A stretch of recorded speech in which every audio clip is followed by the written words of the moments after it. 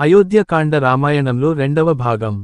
ఇది అయోధ్యలో జరిగే సంఘటనలను, శ్రీరాముడి అరణ్యవాసాన్ని వివరంగా తెలిపే కాండ. ఇది ప్రధానంగా ధర్మం, త్యాగం, ప్రేమ, బాధ, భక్తి అనే భావాలను బలంగా ప్రతిబింబిస్తుంది. రాజాభిషేక నిర్ణయం. అయోధ్య రాజు దశరథుడు తన పెద్ద కుమారుడు రామునిను యువరాజుగా అభిషేకించాలనుకుంటాడు. అందుకోసం అన్ని ఏర్పాట్లు చేస్తాడు. ప్రజలు, మంత్రులు, వేదపండితులు అందరూ ఆనందపడతారు.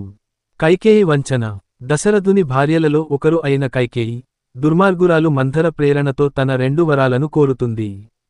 తన కుమారుడు భరతుడును యువరాజుగా చేయమని, రాముడిని 14 సంవత్సరాల పాటు అరణ్యంలోకి పంపమని. దశరథుడు దుఃఖంతో కంగాలి చెంది వరాల కారణంగా రాముని అరణ్యవాసాన్ని ఒప్పుకుంటాడు. శ్రీరాముని అరణ్యవాసానికి సిద్ధత. రాముడు తన తండ్రి మాటను గౌరవించి, ఆనందంగా అరణ్యవాసం వెళ్లడానికి సిద్ధమవుతాడు.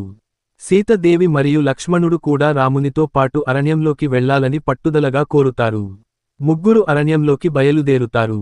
అయోధ్యలో విషాదం. రాముడు వెళ్ళిపోతాడన్న వార్తతో అయోధ్యలో ప్రజలు బాధపడతారు. దశరథుడు తన పాపానికి బాధపడి, రాత్రి రాముని జ్ఞాపకాలతో మరణిస్తాడు. భరతుని తిరస్కారం. రాముని నెరసిన తర్వాత భరతుడు రాజ్యానికి తిరస్కారం చెబుతాడు. అతను నందిగ్రామం వరకు వెళ్లి రాముని మళ్లీ తీసుకురావాలని ప్రయత్నిస్తాడు. రాముడు తన తండ్రి మాటను గౌరవించి తిరిగిరాడు కాదు. భరతుడు రాముని పాదుకలను తీసుకుని, వాటిని సింహాసనంపై పెట్టి, తాను తాత్కాలిక పాలకుడిగా మారుతాడు. రాముని అరణ్య జీవితం ప్రారంభం. రాముడు, సీత, లక్ష్మణుడు దండకారణ్యంలోకి ప్రవేశిస్తారు. అక్కడ వారు సంతోషంగా మునులను, వనవాసులను కలుస్తారు.